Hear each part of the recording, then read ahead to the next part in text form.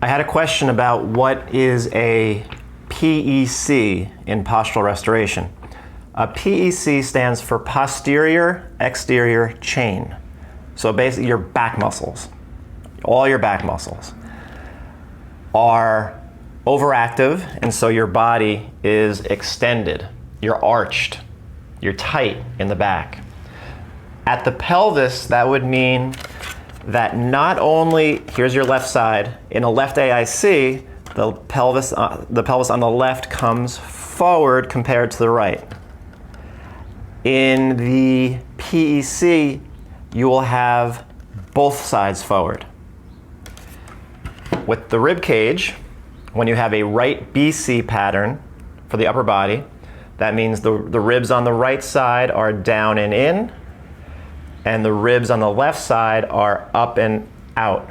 So you have this external rotation of the ribs, a flare. You can usually see the ribs are more prominent on the left side, and you're like this.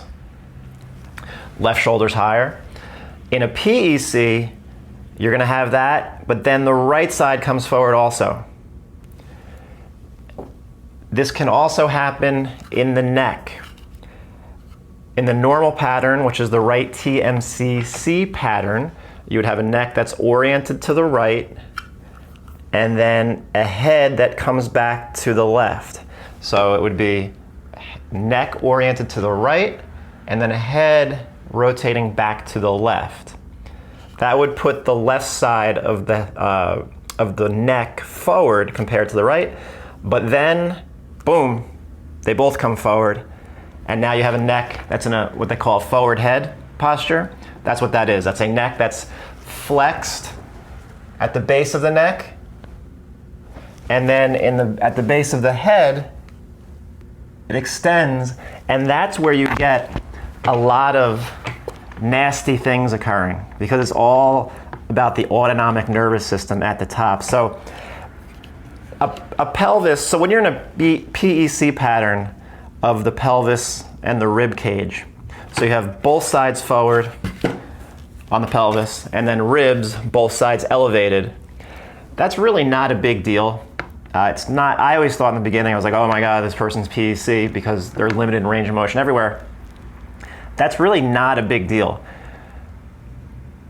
When you find someone who has the neck forward on both sides, so completely forward head, forward neck posture, with then extension of the base of the skull, that's where you start to worry a little bit about that person. What put them into that position?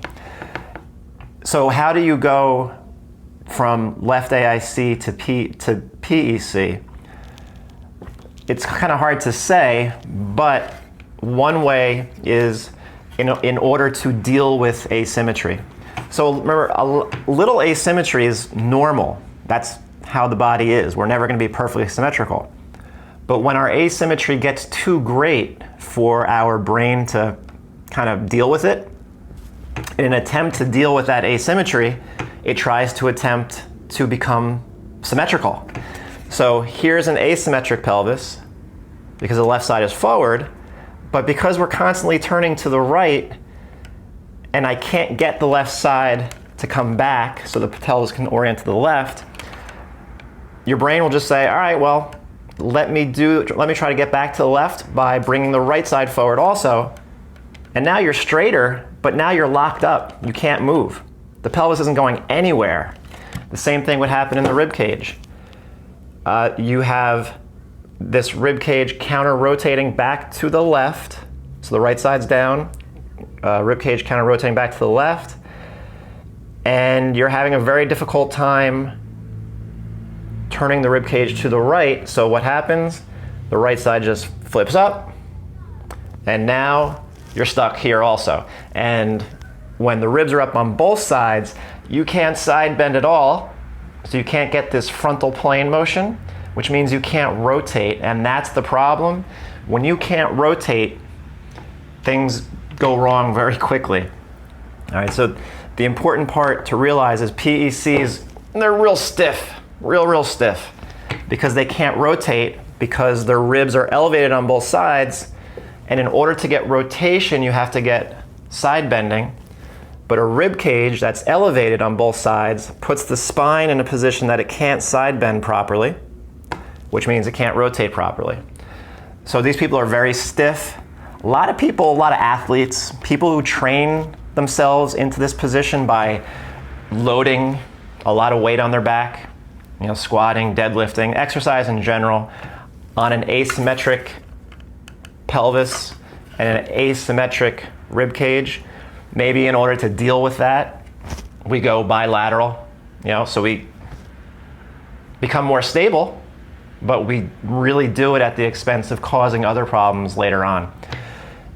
So these types of people are going to need a lot of hamstrings to pull the pelvis back.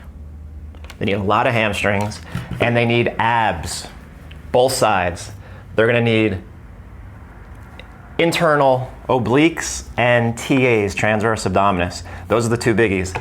Hamstrings and internal obliques. The hamstrings bring the pelvis back into a neutral position, and then through exhalation, a lot of exhalation and a lot of flexing the spine forward and exhaling, brings these ribs down in front, and now you can unlock your body. Neck, I'm not going to get into too much because it's just too complicated, but that's really what a PEC is. You are extended on both sides. You can't move too well. You have no hamstrings. You have no butt.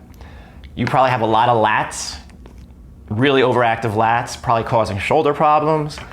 Overactive QLs on both sides. Overactive back extensor muscles. And so what you really have to do is you have to flex that system, get them reaching, exhale with hamstrings, and you can really do a lot of great work with PECs. But again, PECs aren't really that complicated.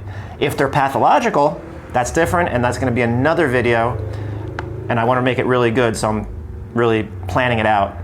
PECs aren't really that much more complicated than your average left AIC, right BC pattern. They just have it on both sides, but they'll pretty quickly progress to a plain old left AIC, right BC, and then you just go from there.